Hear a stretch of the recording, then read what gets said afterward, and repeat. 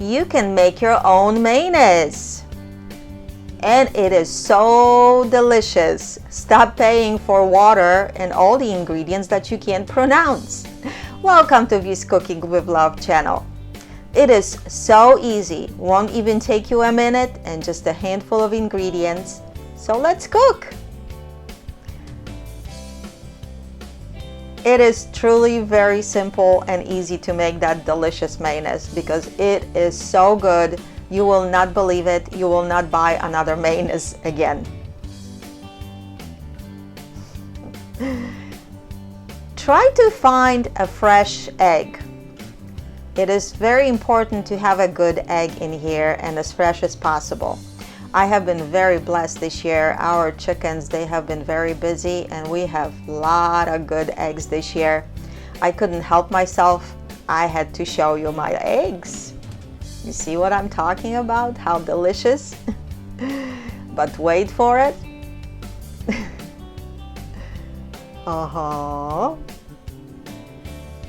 And wait for it. I know. And there was more. We had even more than that, but we have been enjoying them, of course, for breakfast, and even gave out to some of them to my family. So yes, we've been truly blessed.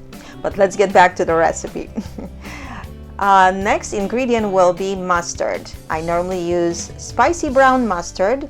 Try to use maybe a teaspoon first. I like a lot of mustard in here. I use more, probably closer to 2 teaspoons of mustard. The unusual ingredient, maybe it will be sauerkraut juice or yogurt juice. You know, when the yogurt separates and you get that little water in there, this is what's going to prolong the shelf life for your mayonnaise. It's actually very good for you, and all these ingredients that they are going in here are very good because next ingredient is a couple tablespoons of lemon juice. Yeah, so we need a couple tablespoons of the fermented juices and we need a couple tablespoons of lemon juice. We also are using about a half a teaspoon of salt. I used Himalayan salt. Try to use good quality salt out there too.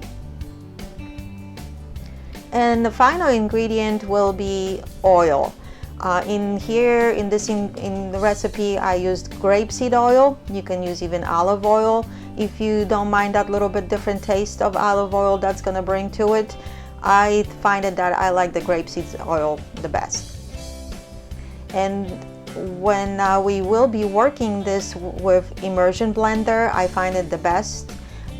If you put it in a jar, you can store right in there too, so you don't have to dirty a couple different dishes.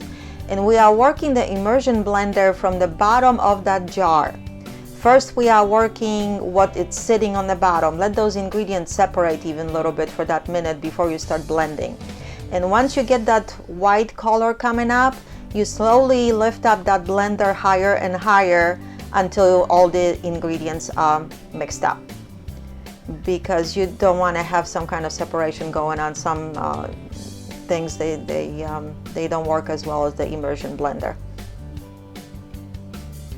And because of the sauerkraut juice or that yogurt juice that we are using to start that fermentation process, we're gonna do something unusual here. You will be leaving that mayonnaise for a minimum of 6 hours, about 8 hours on your kitchen counter before you will put it in the refrigerator. But later it stays good for a couple of months. So that's what that does for that mayonnaise, and it helps it to stay fresh longer. And you see, it's nice and thick, it's delicious, and you will not buy store-bought mayonnaise again. Just try it. You see, it took us, what, maybe a minute to put all those ingredients together and mix it all up. And it's very delicious. You have to try it. So thank you for watching. We'll see you next time.